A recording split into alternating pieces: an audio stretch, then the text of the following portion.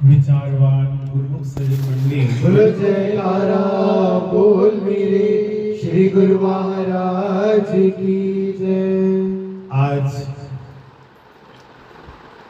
कार्तिक मास के सत्संगों की मधुर श्रृंखला का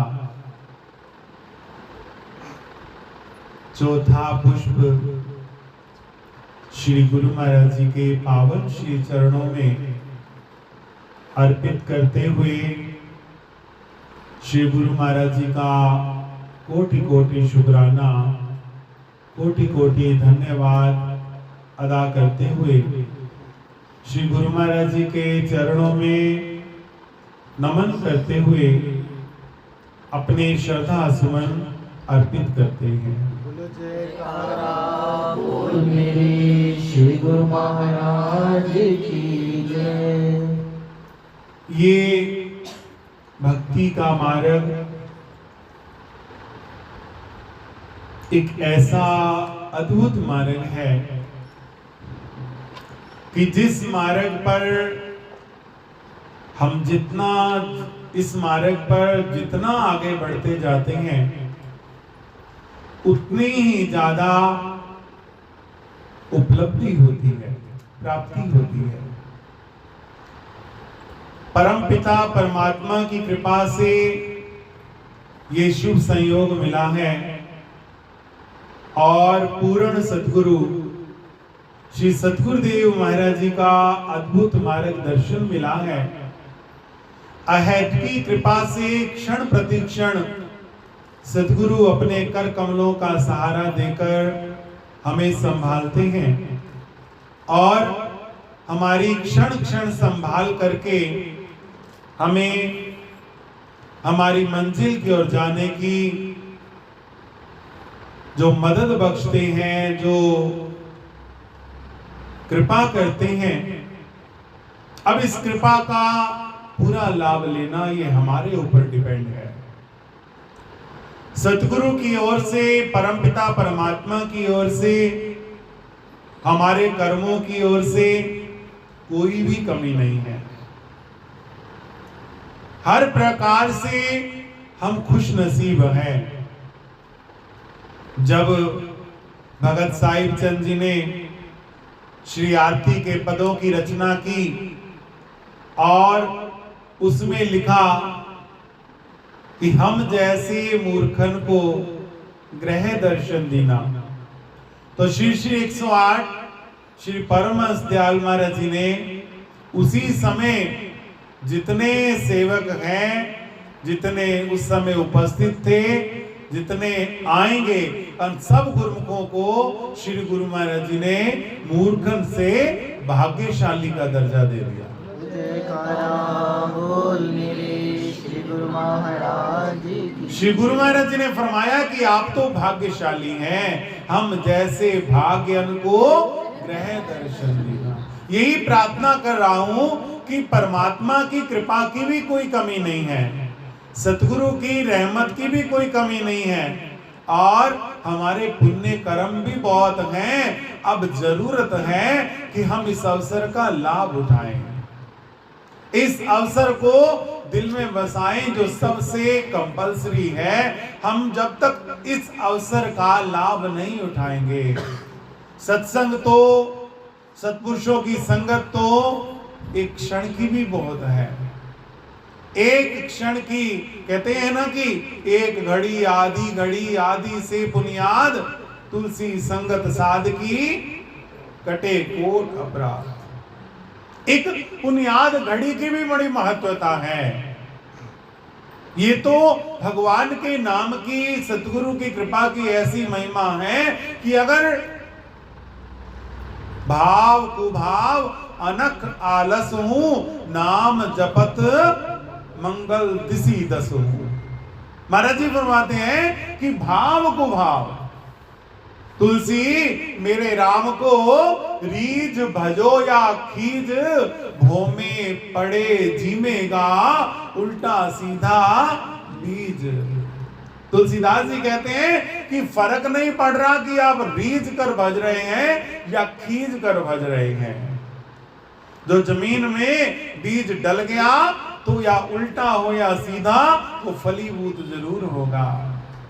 तो ये भगवान के नाम की महिमा, प्रभु के नाम की ये अद्भुत कृपा जो हमें ये सत्संग की घड़ियां मिली हैं, वो घड़ियां जो दरबार की हो गई हैं, गुरु के शब्द प्यार में खो गई हैं, वो घड़ियां ही घड़ियां हैं दासा लासानी।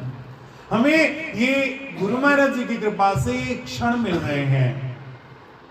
हम इन क्षणों की संभाल करें, हम इन क्षणों को अपने हृदय में धारण करें, अपने जीवन में धारण करें और अपने जीवन को सुखमय बना लें, आनंदमय बना लें, शांति रूप बना लें।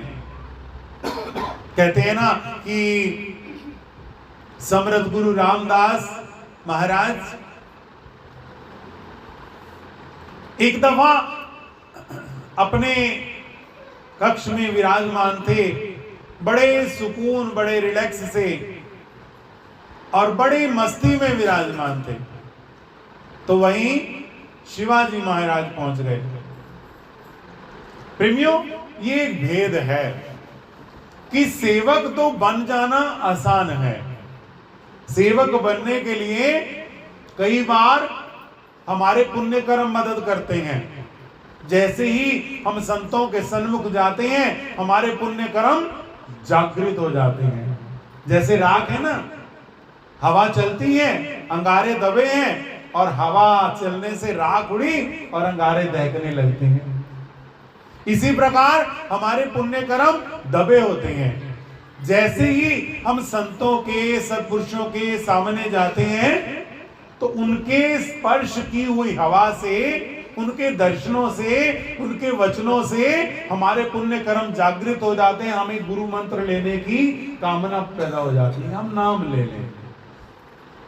दूसरी बात, कई बार परमात्मा ऐसी प्रेरणा देता है कि हम पहुंचते हैं और अंदर से आवाज आती है कि नाम ले लेना चाहिए।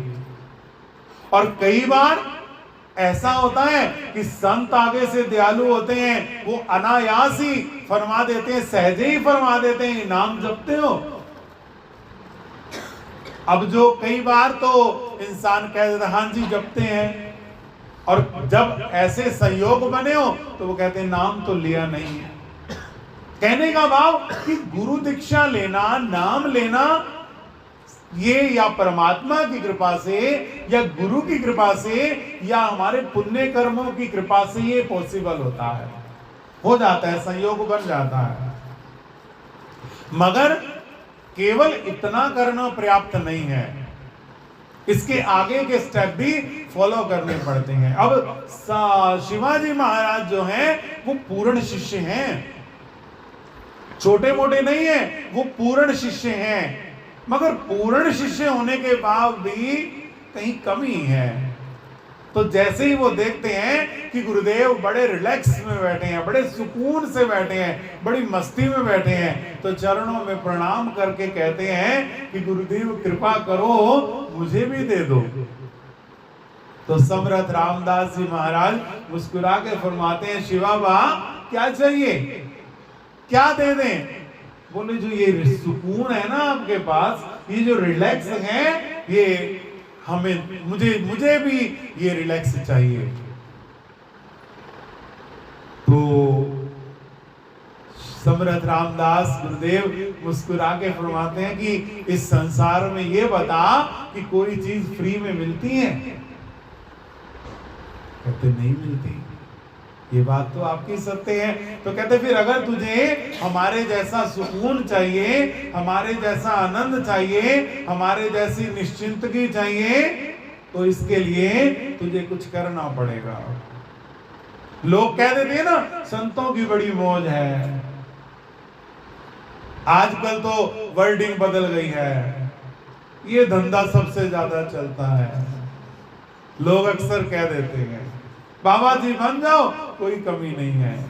बाबा जी बनना आसान कहाँ है, कपड़े डाल लेने आसान है, मगर दिल से बाबा जी बनना बड़ा मुश्किल है। और जब तक दिल से नहीं बनोगे तब तक बात नहीं बनेगी।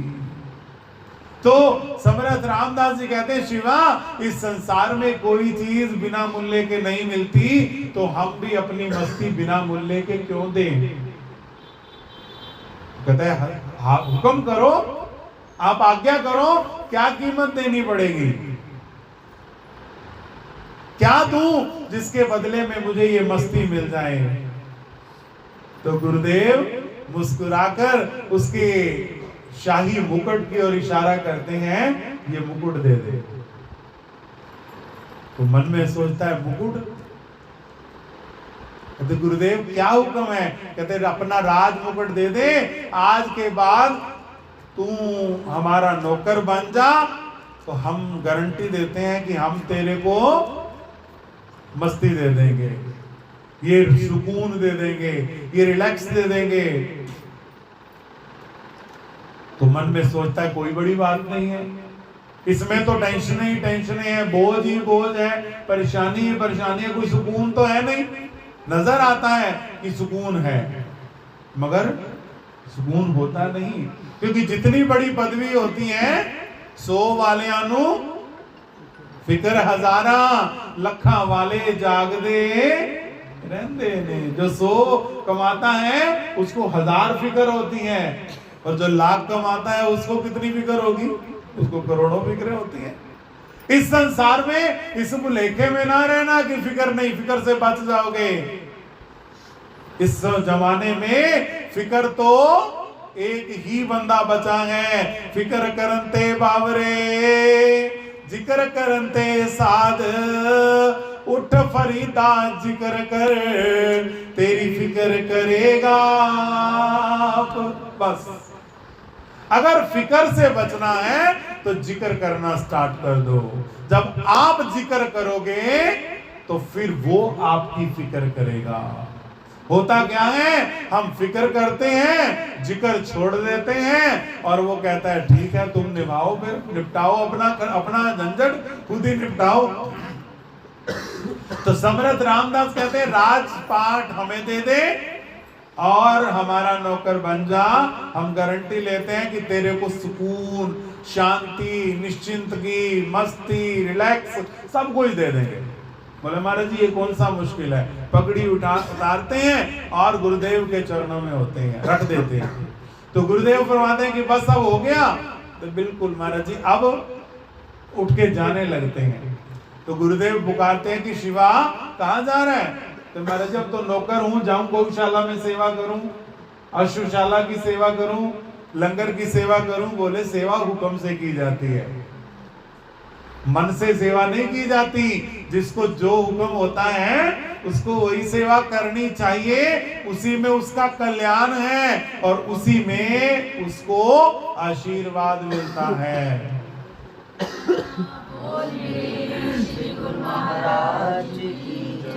तो गुरु महाराज जी ये फरमा देते हैं तो शिवा बैठ जाता है, हुक्म कीजिए। तो शिवाजी महाराज को देखकर गुरुदेव फरमाते हैं कि हम भी सोच रहे हैं कि एक नौकर रख लें।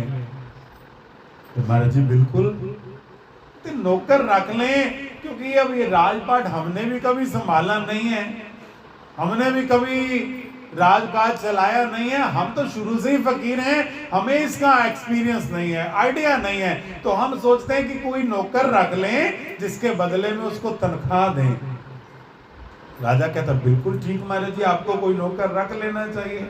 शिवाजी कहते तो गुरुदेव कहते हैं कि जब नौकर ही रखना है तो फिर तेरे को ही क्यों ना रख ले, तेरे को नौकर रख लेते हैं, तेरे को आइडिया भी है, एक्सपीरियंस भी है, और तेरी हमारी शर्त है कि आज के बाद तू राजा नहीं है, तू हमारा नौकर है और हम तेरे को तनख्वाह देंगे।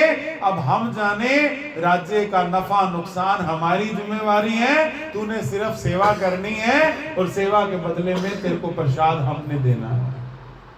तो जब गुरुदेव ऐसा कहते हैं तो शिवाजी सिर झुका देते हैं, फरमाते ये हमारा झोला ले जा, अपना भगवे रंग का झोला देते हैं कि जा ये झोला ले जा और आज से तेरे उसका राज्य का ध्वज भगवे रंग का होगा।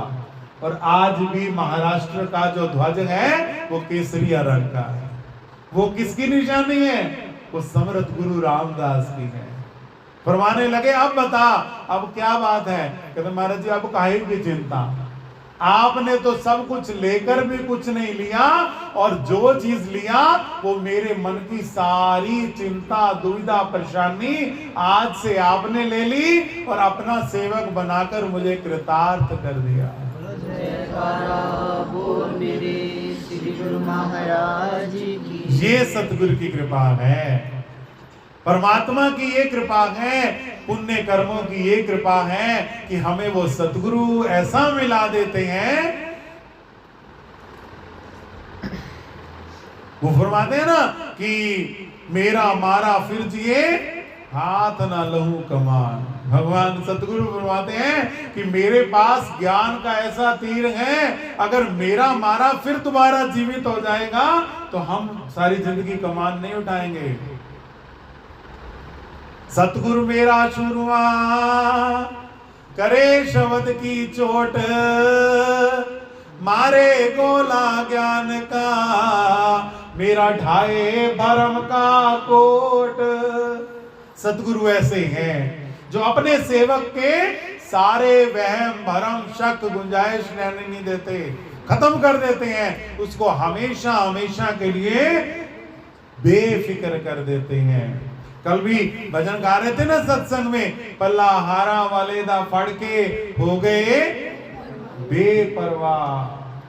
बेपरवाह बड़ी ऊंची अवस्था है। कल ही सुना ना कि एक लापरवाह होता है, एक बेपरवाह होता है। जो बेपरवाह होता है उसको किसी वस्तु की परवाह नहीं, उसको किसी चीज की कामना नहीं, उसको किसी चीज की इच्छा नहीं। वो अपने प्रियतम के प्रेम में ऐसा मस्त होता है कि दो जहां की दौलतें उसकी नजर में हेच हैं। दोनों जहां की दौलतें भी उसकी नजर में तुच्छ हो जाती हैं। वो होता है बेपरवाह। और ऐसा बेपरवाह कौन होता है? जो दिल से अपने सतगुरु का पल्ला पकड़ लेता है। और प्रेमियों, सतगुरु अपने सेवक को पहले सेवक बनाते हैं और एक दिन ऐसा आता है कि सतगुरु अपने सेवक को इस संसार का सबसे बड़ा सेठ बना देते हैं। जो दिल से शरणागत हो जाता है तो सतगुरु उसको धनी बना देते हैं, सबसे बड़ा धनी। तो इसलिए जरूरत, मैंने पहले भी प्रार्थना की कि परमात्मा की कृपा, सतगुरु की कृपा, हमारे पुण्य कर्मों की कृपा ने हमें ये संयोग दे दिया। पूर्ण सतगुरु मिल गए। अब हम अपनी कृपा अपने पर करें और सतगुरु के वचनों को हृदयंगम करें, अपने जीवन को सफल बना लें, आनंदमय बना लें। जब हम सतगुरु के वचनों को हृदयंगम करेंगे तो फिर हम वास्तविक अर्थों में शांत हो जाएंगे, आनंदित हो जाएंगे। फिर सब प्रकार की चिंता से रहित हो जाएंगे। कहते हैं ना, जाको कछु न चाहिए सोई शहनशाह। वही शहनशाह होता है जिसको कछु ना चाहिए। और ऐसा कौन हो सकता है? जो पूर्ण गुरु का सेवक है। क्यों? क्योंकि जिसको पूर्ण सतगुरु मिल जाते हैं उसको फिर कोई कामना नहीं रह जाती, उसको कोई इच्छा नहीं रह जाती। पिछले दिनों एक सत्संग के अंदर भजन आ रहा था ना कि सारी संगत कहती सानू लोड़ नहीं हो कारा दी, सानू ताए प्यास तेरे सोहणिया दी नारा दी। क्योंकि तेरे चरणा दे विच रुल दे लख करोड़ा दातिया तेरियां लोड़ा। बस हमें और कुछ नहीं चाहिए, बस आपकी कृपा है। आप मिले रहे, आपका दामन मिला रहे, आपके चरण मिले रहे, आपकी शरण मिली रहे, आपका हाथ सिर पे रहे, और हमें कोई चीज नहीं चाहिए। इसीलिए प्रेमी प्रार्थना करते हैं ना, हारा वाले दीजिए जन्म जन्म का साथ, हारा वाले दीजिए जन्म जन्म का साथ। मेरे हारा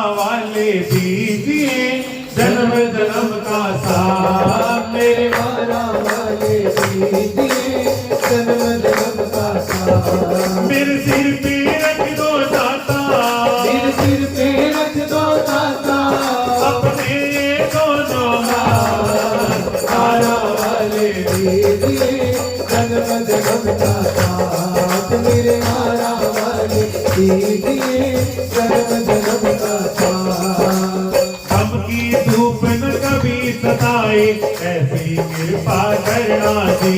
गम की धूप न कभी सताए ऐसी कृपा करना जी हरदम मेरे आरा वाले मेरे अंग संग रहना जी। हरदम मेरे आरा वाले मेरे अंग संग रहना जी दिन हो गए यारा जी दिन हो गए यारा बस हो गए मुलाकात तारा वाले दीजिए जन्म जन्म का साथ मेरे मारा वाले दीजिए जन्म जन्म का साथ। गुरु महाराज जी से यही प्रार्थना है, श्री गुरु महाराज जी ऐसी कृपा करें हमारे को अपना पावन आशीर्वाद देते रहे। हम श्री गुरु महाराज जी के मार्गदर्शन में चलते हुए अपने श्री गुरु महाराज जी का आशीर्वाद प्राप्त करें, जीवन का कल्याण करें।